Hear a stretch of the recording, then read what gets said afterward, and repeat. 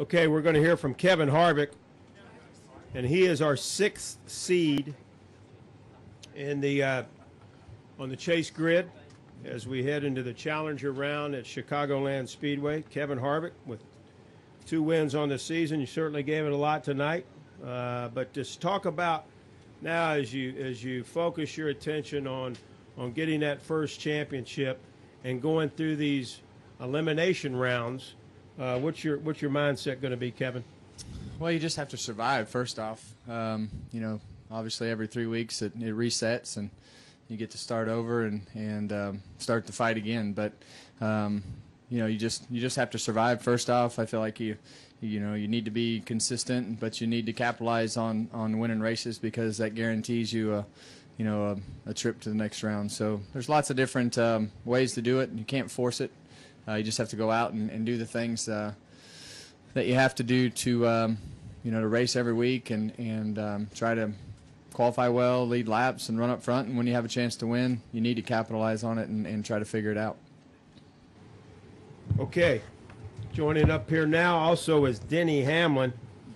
Denny Hamlin drives the number 11 FedEx Toyota for Joe Gibbs Racing. And Denny, you're the 9th seed, but you're heading into now a 3-race stretch, the Challenger round, which gives you an opportunity to advance. So just talk about your mindset now as you begin to get into the chase mode.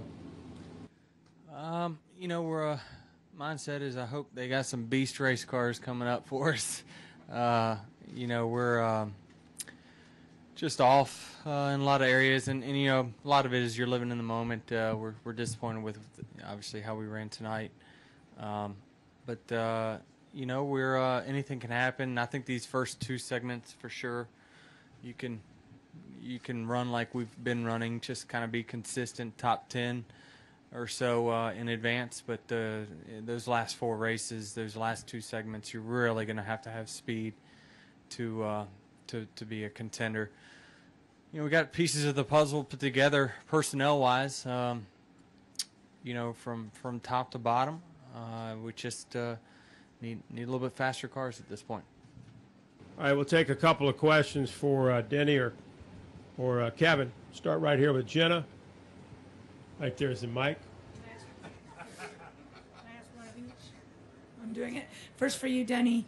Do you feel like JGR is even in the game at this stage with the 2 and the 4 and the 24 and the others? We're on the same racetrack. So you're in the game. We're in the game, sure.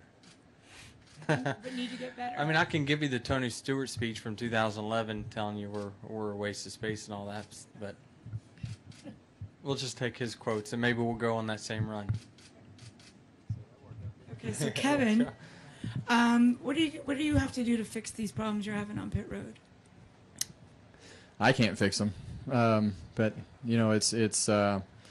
it's probably the biggest thing that we have to fix in order to contend for the championship. I think our cars are as fast as they need to be, and the guys do a great job bringing fast cars every week. It's just it's just one mistake after another every week on pit road. So hopefully they have a plan as to what they think they need to do in the shop with the 2 teams in the chase, but that's not my department. Stan, over here, and then to JP. Hey, this is for Kevin. Could you describe your front-end geometry setup? Mean a lot. Just write it down. We'll talk about it later. Sorry, I was taking control of. Okay, yeah, hijacked, right. We know that Homestead will be very critical to 4 drivers. But what about Charlotte? Chicagoland. Where will Chicagoland rank in hoping you have the best performance possible there? For either one of you. I don't think it's important as Homestead, not if you're going to win the championship. Homestead's the one where you really, Chicagoland, I think if you finish 10th this first 3 segments, you're fine. You move on, you get your points reset, and you try to make it to the next segment. In my opinion, it's Chicago and Homestead. Homestead is way higher on the scale because if you're in a position to win, that's the most important race. It doesn't go any further than there.